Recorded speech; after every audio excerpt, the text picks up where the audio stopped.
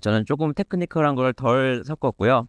오늘은 그 인프라 관점에 대해서 시스템 연구에 대해서 말씀드리도록 하겠습니다. 제가 인프라 관점에서 지금 우리가 현재 경험하고 있는 트렌드와 앞으로 올 트렌드에 대해서 말씀드리고, 그것에 관련된 연구를 잠깐 소개시켜 드리는, 것으로 발표를 마무리하겠습니다. 현재 이 딥러닝 인프라스트럭처는 매우 고가의 장비에 의존하고 있습니다. 왜 고가냐? 고성능, 하이 퍼포먼스를 위해서 디자인됐기 때문입니다.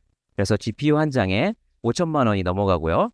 GPU가 GPU 간의 네트워크가 따로 있습니다. GPU끼리 연결된 네트워크가 막 1600GB/s을 제공하고 있습니다. 이러한 GPU들을 누가 사느냐? 이것을 수십만 대를 이런 빅테크 기업들이 사고 있습니다. 아까 홍 원장님께서도 얼마나 빅테크가 많이 투자하는지를 말씀해 주셨는데요. 이런 데이터 센터를 짓고 이런 비싼 장비를 들여놓고 있습니다. 이 HPC 시대를 대표하는 인물이 아마 젠슨 황일 것입니다. 그럼 왜 이런 HPC 시대가 왔느냐? 이 HPC의 기본적인 철학은 나의 지금 돌리는 이 연산 워크로드가 너무나 중요하다. 얼마나 중요하냐? 인류를 구원할지도 모르게 중요하다. 그렇기 때문에 돈을 얼마만큼 써도 괜찮다. 정당화된다라는 것이 HPC의 기본적인 약간 철학입니다. 사이언티픽 컴퓨팅을 할 때도 이런 일이 있었거든요. 옛날에 지금도 뭐 있지만 뭐 탑 100의 뭐 슈퍼컴퓨팅 이런 순위가 있었는데요. 그것의 워크로드는 주로 사이언티픽 컴퓨팅이었습니다. 뭐 예를 들어서 빅뱅이 어떻게 일어나는지를 수학적으로 계산한다든지 이러한 뭐 인류의 정말 고귀한 워크로드를 우리가 계산해야 되니까 비싼 컴퓨터가 괜찮다. 지금 AI 시대가 그렇게 흘러가고 있습니다. 그래서 더 많은 돈을 주고 더 빠른 컴퓨터를 사고 있어서 수요가 몰려서 부가가치가 급상승하고 있습니다. 네, 지금 뭐 AI는 뭐 타임 투 마켓이 굉장히 중요하죠. 그래서 서로 경쟁적으로 이렇게 하드웨어를 사다 보니까 가격 프리미엄이 굉장히 붙었습니다. H백의 경우에 뭐 원가 대비 수십 배에 팔리고 있고요. 소비자용 GPU에 비해서도 역시 가격이 수십 배입니다. 이것의 핵심 가치는 가격은 수십 배지만 가격은 30배 비쌀지 모르지만 우리가 AI 학습 속도를 수배 늘려주겠다. 네. 빨리 우리들이 원하는 AI 연산을 남들보다 빨리 해주겠다라는 것이 핵심 가치죠. 그렇기 때문에 수십 배가 비싼 것입니다. 이 GPU에 들어가는 메모리도 마찬가지입니다. 이 D램이 일반 컴퓨팅용 메모리 시장을 뭐 대표하고 있다고 생각하시고 HBM이 이제 고성능 메모리 컴퓨팅 시장을 대표하고 있다고 생각하시면 이 극명한 비교를 보실 수가 있습니다. 메모리 출하량 대비 HBM의 출하량은 약 1% 정도로 알려져 있습니다. 하지만 이것의 시장 가치는 거의 30% 정도에 차지하고 있습니다. 그러니까 단위 어떤 메모리당 36배의 프리미엄이 붙은 것이죠. 이 네트워크 장비도 마찬가지입니다. 일반 이더넷에 비해서 인피니베드라든지 엔비링크 같은 이러한 제품들은 수십 배가 더 비슷합니다. 네. 그래서 이게 왜 이렇게 투자가 일어나고 있냐? AI 시대에 대비해서 장기 경쟁력 확보의 핵심이라고 여겨져 있기 때문에 이렇게 비싼 것이죠. 그래서 우리나라가 만약에 우리가 전체적으로 어디에 투자해야 될까? 어떤 연구를 더 해야 될까? 지금 결정하라고 하면 부가가치가 훨씬 높은 곳에 연구를 더 해야 되겠죠. 그래서 같은 자원을 투입했을 때 개인적으로나 뭐 국가적으로나 기업적으로나 같은 내가 어디다 연구를 해야 될까? 어떤 자원을 투입해야 될까? 이 지금 시대를 알고 결정해야 된다고 생각합니다. 이 시대를 알고 결정한 기업과 그렇지 못한 기업 간에 아까 홍 원장님께서도 보여주시던 밸류에이션이 굉장히 차이나고 나의 가치가 차이날 것이고 우리 그 생산성이 차이날 것이라고 생각합니다. 그럼 저는 소프트웨어 하는 사람이니까 이 시대별 사실은 소프트웨어 하드웨어는 공진화를 해왔습니다. 네, 옛날에 슈퍼컴퓨팅 시대에서는 뭐 포트란 컴파일러라든지 유닉스 이때에 태어났고요. 이 시대를 풍미했죠. 그 다음에 이제 파랄렐 컴퓨팅 시장에 있을 때는 뭐 MPI라든지 오픈 MPI, 메시지 패싱 하는 소프트웨어들이 그 시대를 풍미했습니다. 이 HPC 시대를 우리가 마감한 게 이제 클라우드 컴퓨팅 세상인데요. 클라우드 컴퓨팅은 HP와 약간 정반대되는 개념입니다. 클라우드 컴퓨팅의 핵심 가치, 밸류 프로포지션은 뭐냐? 모두가 필요한 컴퓨팅 자원을 값싸게 보편화해서 제공해 주겠다는 것이 밸류 프로포지션입니다. HPC는 고성능을 감당할 수 있는 사람이 살 수 있는 것이고, 클라우드 컴퓨팅은 누구나 다 쓸 수가 있는 것이죠. 그래서 클라우드 컴퓨팅에서는 VMware라든지 Docker, Kubernetes 이런 소프트웨어들이 또 개발이 되었습니다. 현재 AI가 필요한 시스템 소프트웨어는 무엇일까요? 이러한 비싼 고성능 하드웨어를 잘 사용하게 해주는, 성능을 높여주는 소프트웨어가 각광을 받을 것입니다. 그런 대표적인 여러 가지가 있지만 가장 로우 레벨부터 하이 레벨까지 여러 시스템 소프트웨어가 있지만 특별히 하나를 집어서 말씀드리도록 하겠습니다. 그것은 텐서 프로그램 옵티마이저입니다. 우리가 AI 모델을 돌린다고 했을 때 그 모델들은 이 텐서의 연산, 텐서는 3차원 이상의 이제 매트릭스인데요. 그것에 곱하기, 더하기, 그다음에 그것을 조합된 소프트맥스라든지 루트 민 스퀘어 노멀라이제이션이라든지 그런 다양한 연산으로 조합되어 있습니다. 네. 이것을 하드웨어가 GPU나 미래에 개발될 NPU가 빠르게 구동할 수 있는 소프트웨어 코드를 생성해 줘야 되는데요. 그것이 텐서 프로그램 옵티마이저입니다. 즉 NPU나 GPU를 위한 컴파일러라고 보실 수가 있는데요.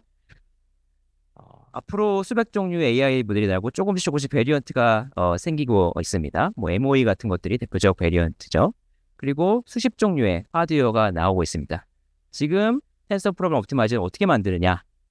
엔비디아에서 만드는 것이 플래시 인퍼라는 것인데요. 모델이 나올 때마다 사람이 한 땀 한 땀 손으로 핸드 옵티마이제이션을 합니다. 중요한 GPU 모델이 나올 때마다요.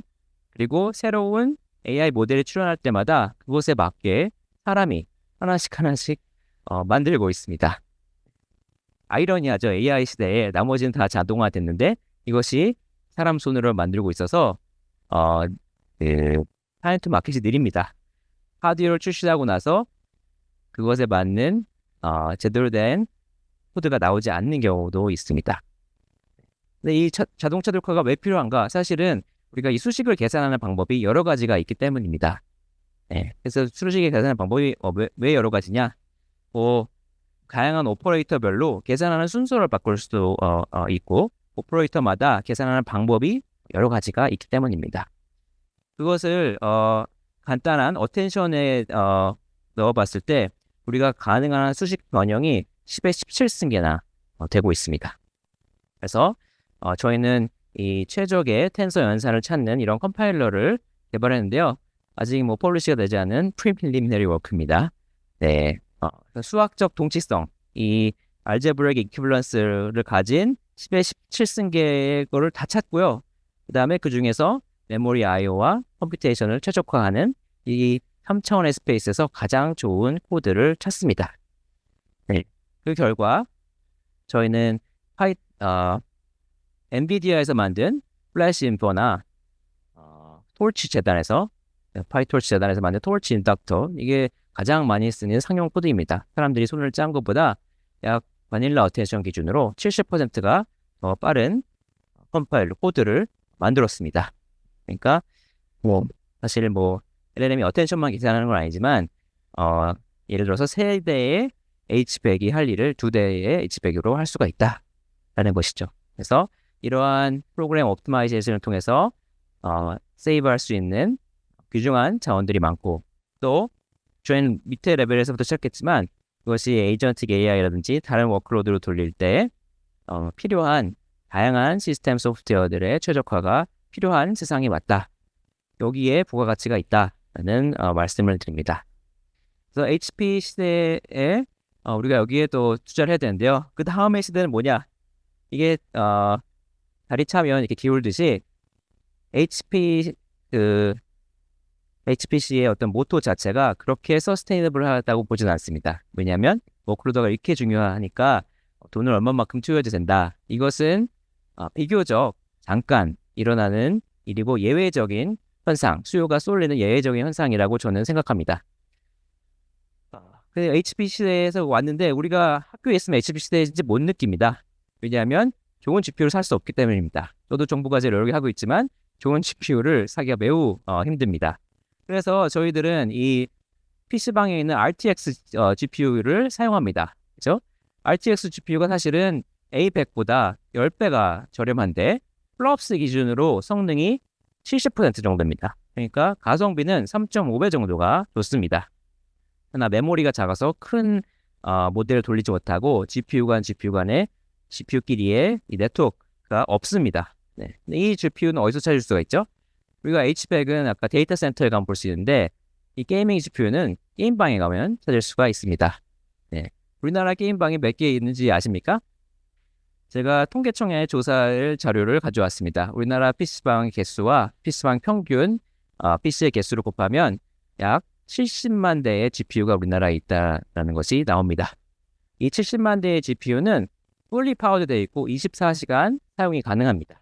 우리나라가 엄청난 GPU 강국이죠.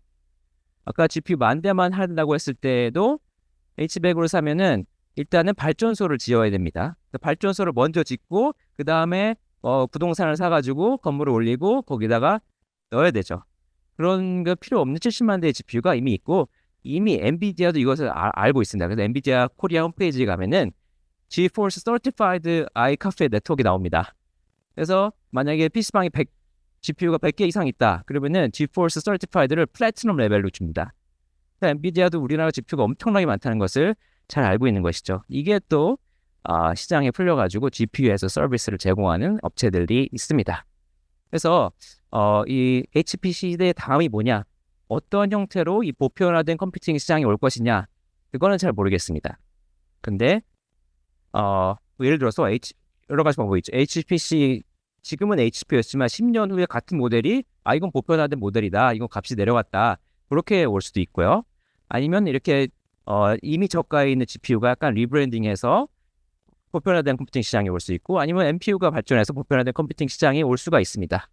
그 시장이 왔을 때 소프트웨어는 어떻게 대응해야 되는가, 무엇을 해야 되는가에 관해서 고민하다가 한 가지 이걸 대표할 수 있지는 모르겠지만 하나 예를 말씀드리도록 하겠습니다. 우리가 작은 GPU 또는 작은 NPU가 이 작은 모델을 굉장히 잘 돌립니다. 이 QN2에 0.5 빌리언 모델을 돌렸을 때의 이 토큰당 코스트입니다. 네.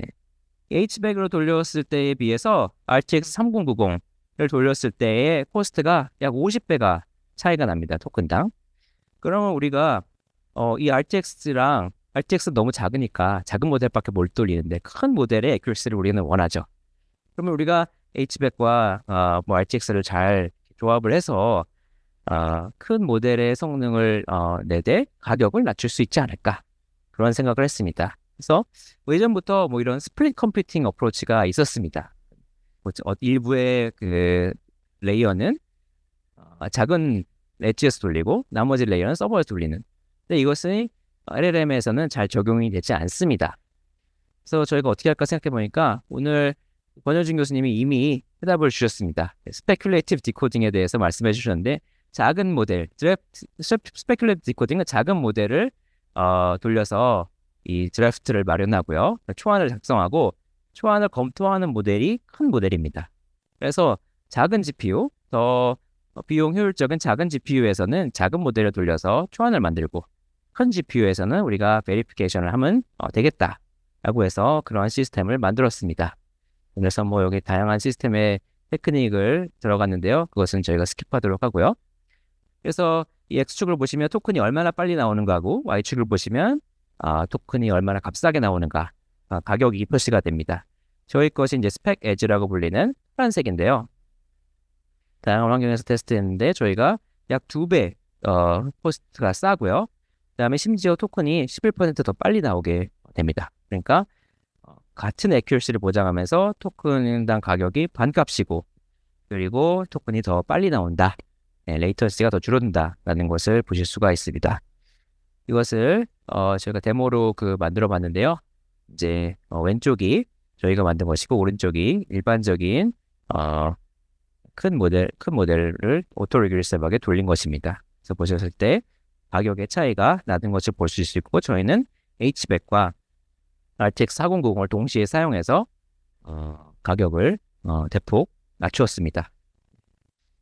굉장히 기쁜 소식입니다. 마지막 슬라이드 여러분의 점심시간을 보장해 드릴 수가 있을 것 같습니다. 저는 오늘 두 가지 트렌드에 대해서 말씀드렸습니다. 현재 HP 시대는 굉장히 하이 퍼포먼스를 달성할 수 있는 데에 부가가치가 현재 몰려있다. 그래서 지금 마켓에 나가실 분들은 이쪽에 투자를 하셔라.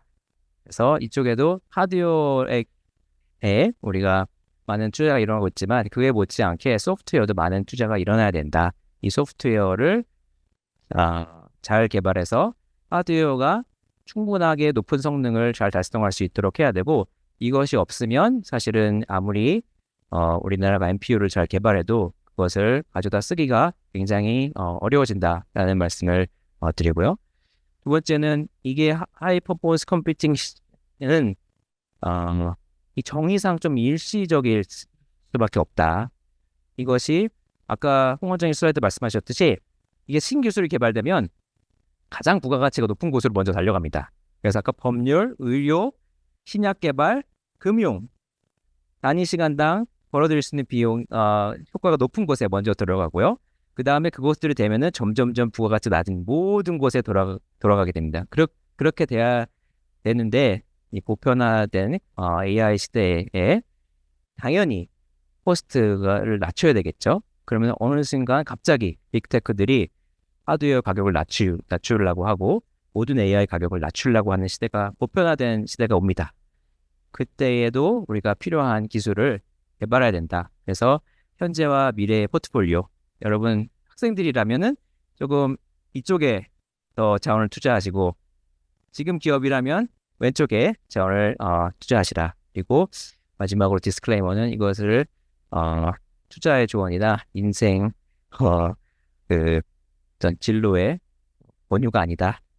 그냥 자신이 개발한 기술과 자신의 가치를 시장에 받아들일 수 있는 나래티브로 잘 포장하기 위해서 쓰시면 좋겠다라는 말씀을 드리면서 오늘 제 발표를 마치도록 하겠습니다.